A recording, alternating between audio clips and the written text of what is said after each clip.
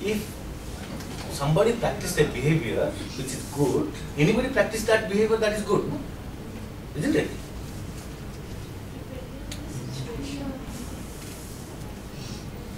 No, I am actually asking about one particular behavior. Suppose its stress level, high stress level, I have a capacity to manage that stress, and I still smile. And my office boy, he has the capacity to smile when high stress level. We have the same behavior or not? Isn't it?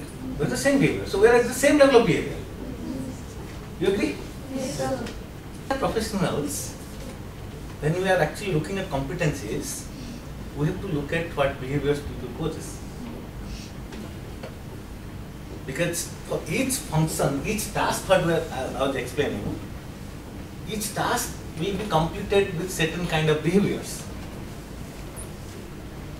Only difference is the office boy has some tasks which requires certain type of behavior, whereas for me there will be different tasks which requires either same kind of behavior or better kind of behavior, something like that. So what happens when you actually are, you have heard of this competency framework? Maybe second year students will be able to say this, because this is required for any organization. The moment you look at what is the competency framework of the organization, do you know how to make competency framework? This question comes actually when you think about the organizational competency framework. So how do we do actually define the framework of competency for the organization? So what the process, actually there are many processes. What I was taking you to is one of the processes, part of the process. I'll just explain how it is completed.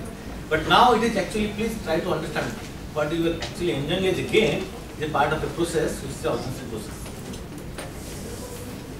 What you are actually looking at, characteristic of successful or familiar human beings. Is Rahul Gandhi successful or a familiar person?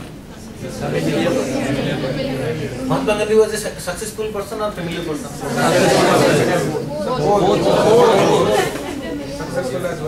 So, there was a definition, what we were reading the definition.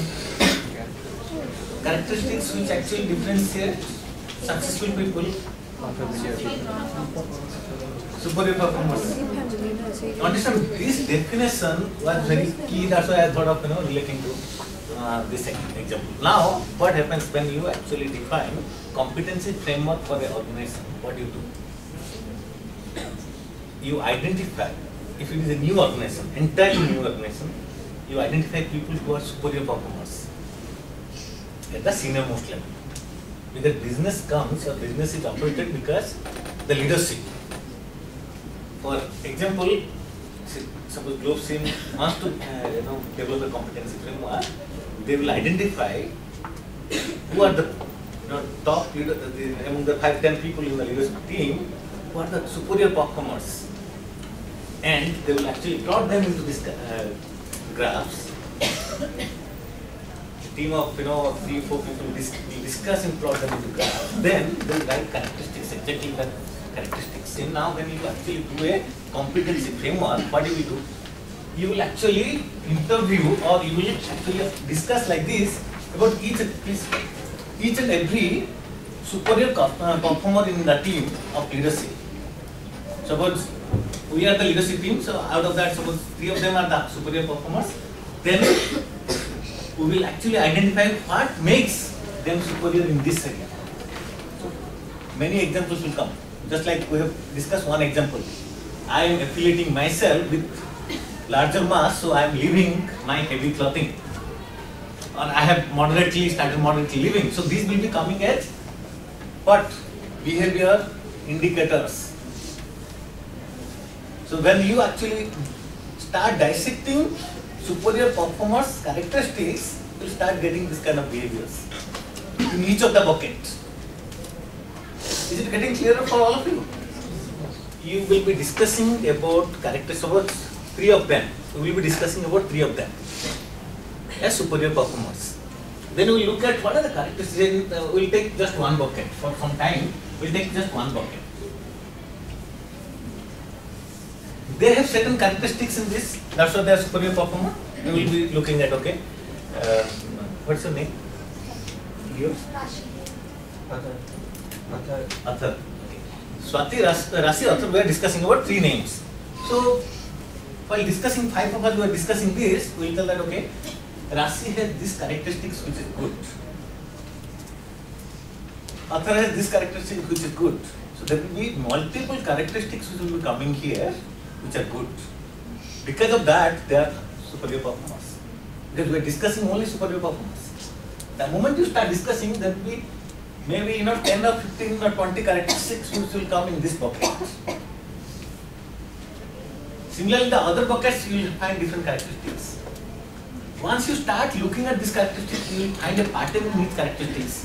So one of the characteristics will become, when going to one of the competencies, but it will be defining. Is it getting a little more clear now? I will take a real example. Who are the 3 toppers in HR second year? Who are in second year? Who are the 3 toppers who are sitting here? So what is different in them? How did they get these good numbers? Can anybody just answer? Even somebody is not in your class, they can answer actually. How did they get good numbers? Hard work. They had written something which was more. Hard work. These are generic. I don't want to listen to anything generic. Now we are actually looking at pure characteristics. Presentation. Were they attentive in the class? Yes.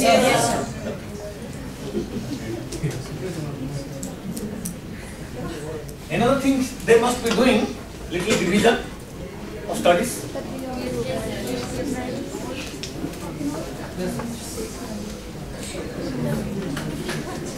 And they will be doing actually little planning in terms of what are the kind of questions they come into the class. Is it? So if you look at, the moment you look at a particular tower and start looking at the characteristics of the high achievers, you start actually understanding kind of behaviors they were doing throughout the year to achieve that. Clear? So exactly in the company when there is a new company which you are setting up, or this the company you are trying to set up the competency framework, you look at, okay, these are the high achievers. Let us actually understand from them how do they achieve. So they start achieving by doing this. Similarly, what do they do and how do they play the power in terms of the influence they do influence. How do they play themselves? So all this when you actually have a group of behavior indicators, then you put them into different competencies, that becomes a competency. But this is actually a methodology which is used. Another methodology which is used actually is called competency based interviewing, or you may be hearing this called behavioral event interviewing.